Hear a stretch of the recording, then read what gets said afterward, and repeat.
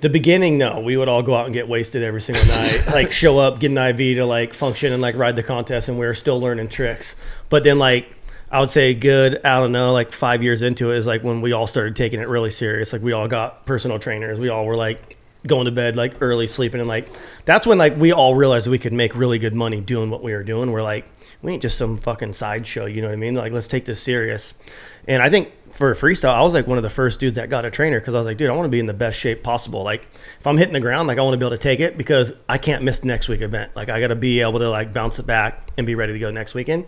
So for me, I started taking it serious, and that's like when I started winning everything. And I feel like it's the same concept. Like you built an amazing facility at your house now that you have your own track, you have your own gym. Very appreciative to let us be a part of it with Jaxxon and Santo Studio. But Hunter, it feels like you and your brother did the same thing. You guys bought like a 400-acre farm. 401. Nice. Yeah. No, yeah, it's awesome. We have kind of our own little bubble, you know, where we go from our house to our training facility. We have everything we need there to become successful. You know, you have all the tools, but we still have to do the hard work. So it's good. You're just kind of in a controlled environment.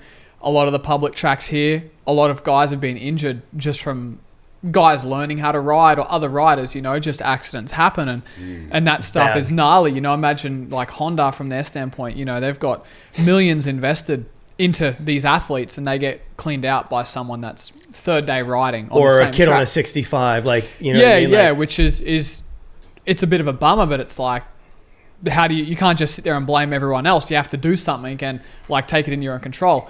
So, you know, our facility, we have other guys there. It's just for professional guys that want to train, want to better themselves and really want to have a crack at it. And it's good. We got a good vibe, good aura there and good group of boys that all want to work hard. And it's just, you know, a bunch of positivity and iron sharpens iron. How many tracks do you guys have there? So we got the outdoor track, the motocross one, which is the biggest one. We have 2 supercross tracks, one East Coast dirt, more soft, more sand in the dirt, so it breaks down more like you see on the East Coast Supercross. And then the top ones are red clay for like West Coast dry out. West Coast dry hard pack Supercross track.